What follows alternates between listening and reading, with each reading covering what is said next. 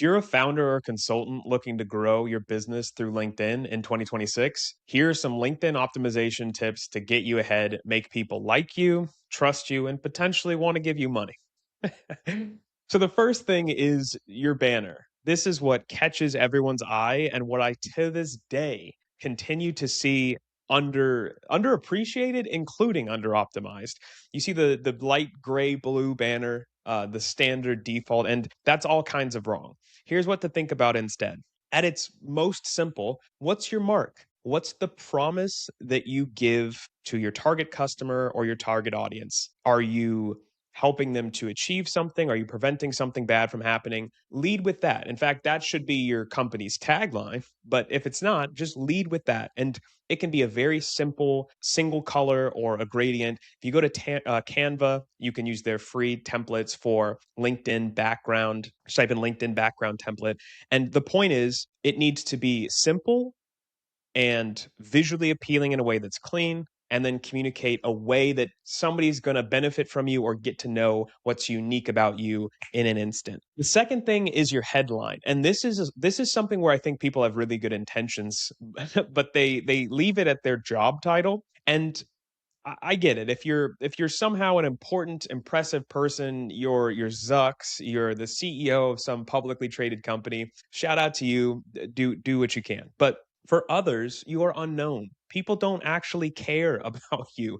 They're like you. They care about themselves and what they're trying to accomplish. So just like we did in the banner, having something in that initial tagline, that headline, like that describes something that's so specifically unique to you that it will resonate with your target customers, target audience, whoever you want to engage with on the platform, or leaning heavily into the type of transformation you can make in their lives. So for us, it's AI voice chats for weeks of meaningful LinkedIn content. We're letting people know how that they can pretty easily like remove the blank page problem. They can yap a little bit, and then create an asset that'll help improve their business. It doesn't tell you that I'm a content strategist, that I've spent years growing two SEO agencies, that I'm a daily user and commenter and poster on LinkedIn, the college I went to. Everything else comes after once you've got their attention and that they know that they're in the right place.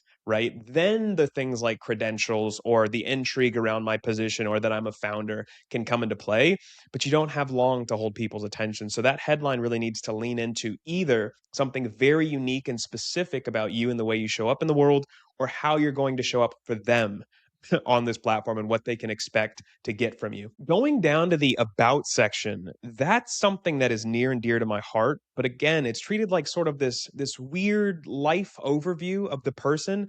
I went to 3 years at undergrad, and then I spent another two in the Peace Corps, and next I got my first job as a manager. It's not that that isn't correct or accurate or even interesting, but the point is it doesn't follow our two rules as before, which are consistent in all of this. People want to either be so compelled by you in a way that is it's like a window into your soul, or most people that I've met selfishly want to understand, like, how the heck am I going to get further in my own dreams and goals and needs by interacting with this person? I've got enough stuff to do in my life.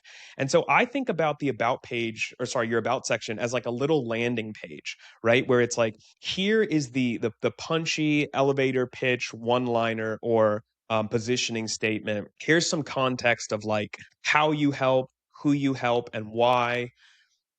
It, the process by which you help that transformation. So maybe it's a few steps, maybe it's a sentence or two, some social proof, maybe that's people you've worked with, maybe it's customers, testimonials, and then end with helping them take the next right step.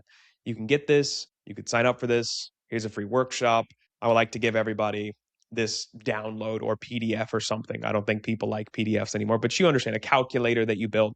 And so it's kind of taking them through their natural steps of intrigue in a way that's also really useful for them to understand what you do and how you do it. And that's where you start to get interest or people adding you, or even leads and opportunities, which you can then take to a discovery call or a direct message. Featured section. So this should be where your most compelling stuff is, or the thing that you want somebody to do, the action you want you to take after engaging with the top part of your profile. So on mine, I have reclaim your verbal identity with this cool. It's got like a gradient of the brand's colors because that's really what I want them to do. And the way to do that is to just sign up for the product for free. Give it a try. Create your verbal identity, have a voice conversation with Sona, and begin to make that transformation for yourself. Really lean into your own story and identity. And so it's a call to action. And then right next to it, I used to have my origin story, which was one of my most highest performing posts. That's the second thing you can do. And then on top of highest performing posts and a call to action, I have our company announcement because it's recent about our launch. And so anything that's newsworthy, anything that's a freebie or some kind of lead magnet is an excellent place for this as well. But this it shouldn't be empty and you shouldn't give it no thought. Those three core things are really where you want to lean into. And lastly, your experience. Add it. Be specific about what not just your position. Again, what kinds of things did you help achieve? What did you learn? Who did you help? What tools did you use? What outcomes did you drive with specific numbers, especially if you're in fields like sales and marketing? Those kinds of case studies and proof are really important. Who did you work with? Why did you enjoy working with them? What did you take away? All of these things, whether you're a job seeker or a founder and consultant, are going to be really important to giving people the texture and the context of your experiences and your knowledge. That's really the stuff that gets noticed. And for me, for the companies that I've grown and started, it's important for me to lean in on the value proposition for people that are looking. So I talk very little about myself and more about how my passion and vision and values and beliefs are infused into the work that I'm doing and the end to which I'm trying to help people achieve of who I want to do business with. So if you're a founder, that's probably the direction you want to lean in. If you are a job seeker or um, you're looking more on that side of things, then I would recommend going and watching a video more specific to that one.